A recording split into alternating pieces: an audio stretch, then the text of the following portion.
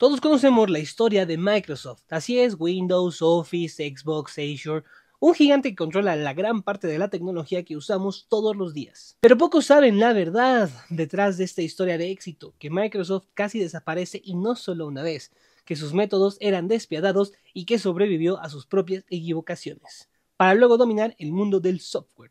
Esta no es solo la historia de una empresa, es una historia de ambición extrema, rivalidades feroces, un poquito de competencia desleal, decisiones que cambiaron la vida de millones. Desde un garage hasta un imperio tecnológico. Hoy te voy a contar cómo nació Microsoft, cómo casi se derrumba y cómo terminó conquistando la era digital.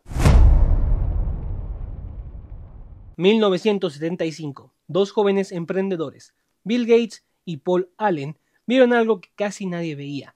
Las computadoras personales estaban naciendo y nadie estaba creando software accesible para ellas. En un pequeño garage en Albuquerque, Nuevo México, nació Microsoft, un lugar diminuto con recursos mínimos, pero con una gran ambición que superaba casi cualquier límite físico. ¿Cuál fue el primer gran acierto? Bueno, entender que el software sería más importante que el hardware, una idea que hoy nos parece pues bastante obvia, pero que en ese momento fue revolucionaria. Sin embargo, ser visionario no garantizaba nada. Microsoft tenía poco dinero, casi ningún personal y un riesgo enorme en cada contrato que firmaba. En esos primeros años, la empresa vendía interpretadores de BASIC, un lenguaje de programación para principiantes y universidades, mientras buscaban contratos que la consolidaran, pues, en el naciente mercado tecnológico. Cada venta, cada línea de código era un paso hacia un futuro que nadie podía imaginar, y un paso más hacia el imperio que Microsoft llegaría a ser. Pero iba a llegar un día en el cual todo iba a cambiar, cuando IBM decidió lanzar su primera computadora personal, el IBM PC. Este era un momento bastante crítico porque IBM era el gigante de la industria, con reputación, recursos, clientes asegurados. Microsoft necesitaba una oportunidad así y la aprovechó. Firmaron un contrato para proveer el sistema operativo, pero había un pequeño detalle que pocos conocen. IBM creía que Microsoft estaba vendiendo el software exclusivamente para ellos. ¿O no? Gracias a esta estrategia, Microsoft empezó a crear un estándar de facto y cualquier empresa que quisiera competir debía usar o adaptarse a su software. Este era el inicio de un poder que se consolidaría en las décadas siguientes. Oh, pero Microsoft no se detuvo. Lanzaron Windows, un sistema operativo con interfaz gráfica mucho más amigable que los sistemas basados en texto. Obviamente esto fue un golpe directo al mercado, mientras otros sistemas eran más complejos y poco intuitivos. Windows democratizó la computación. Se podía usar en hogares, escuelas, oficinas, sin ser un experto en informática. Sin embargo, esta conquista no fue sin polémica. Competidores como Apple y Novell los acusaron de copiar ideas y además de prácticas desleales. Se decía que Microsoft aprendía demasiado rápido de sus rivales y que absorber innovaciones ajenas era parte de su ADN empresarial. Pero nada de eso importó, porque Windows se convirtió en sinónimo de computadora personal o PC. Cada versión nueva era esperada con ansiedad o temor, dependiendo de quién fuera el usuario. Para muchos, la promesa de eficiencia, para otros, el gigante que podía aplastarlos.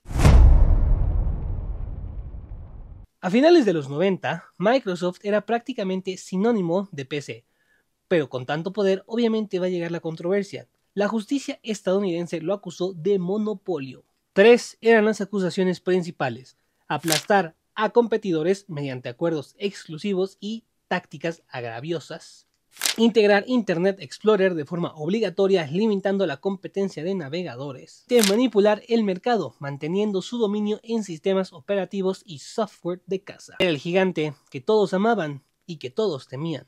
El caso de monopolio se convirtió en uno de los juicios más famosos de la historia tecnológica, con audiencias que parecían más un enfrentamiento de titanes que un proceso legal. Microsoft pudo haber sido dividida, pero sobrevivió, aprendió a jugar más limpio y adaptó su estrategia corporativa. Fue un ensayo de cómo el poder absoluto se encuentra con límites legales y morales. Microsoft no solo sobrevivió, sino que evolucionó y expandió su imperio. lanzaron Office 365, dominando la productividad de la nube, lanzaron Azure, entrando de lleno al mundo de cloud computing, y obviamente Xbox, expandiendo su alcance al entretenimiento y los videojuegos. Vieron que el poder no se sostiene solo con el software, se mantiene creando ecosistemas completos. No solo vendían programas, creaban un mundo donde todo funcionaba con Microsoft. Además, se reinventaron frente a gigantes como Google, Apple o Amazon, que podrían haberlos dejado atrás. Microsoft demostró que adaptarse a los cambios del mercado es la clave para sobrevivir y dominar, así como un poquito de competencia desleal. No todo fue miel sobre hojuelas. Algunos fracasos se convirtieron en lecciones de humildad y estrategia. Estos son algunos de los proyectos que mantienen humilde a Microsoft hasta el día de hoy. El primero es Zune, su reproductor de música que fue lastimosamente y fue completamente humillado por el iPod de Apple. Luego está el Windows Phone, prometía revolucionar la telefonía móvil pero nunca logró despegar. Para finalizar tenemos a Cortana y Surface, ideas que tardaron años en encontrar aceptación y hoy son únicamente un nicho. Estos tropiezos demuestran que incluso una empresa que domina todo el mundo debe aprender de cada equivocación, adaptarse y bueno, resurgir. ¿Cómo dejar de lado esas batallas corporativas que tuvo tanto con Netscape, cuya lucha por los navegadores casi destruye los 80s, Google, que amenazaba con conquistar la web y la nube, y por supuesto Apple, el eterno rival, siempre innovando en hardware y software? El enfrentamiento mezclaba entre estrategia, espionaje empresarial, maniobras agresivas. Microsoft aprendió poco a poco a pelear sin mostrar todas sus cartas, y así se convirtió en un maestro de la supervivencia corporativa.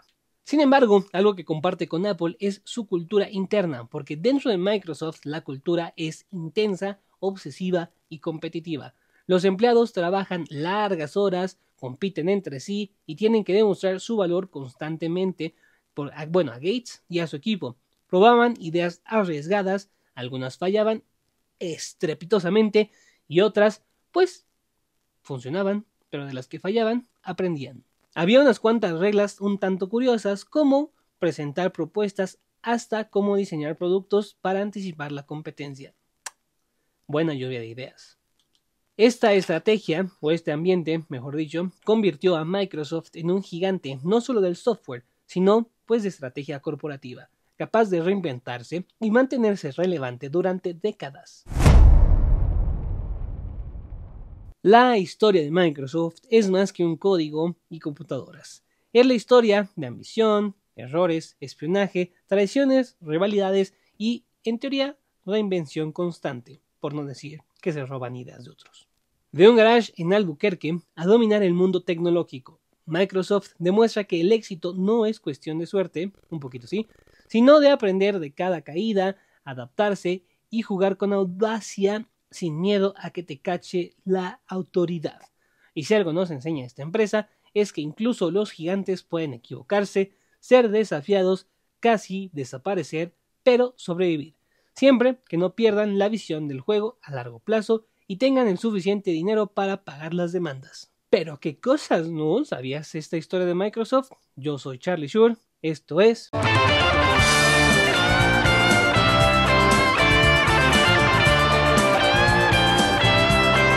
Déjame tus comentarios en los comentarios. Gracias por ver. Click Boom.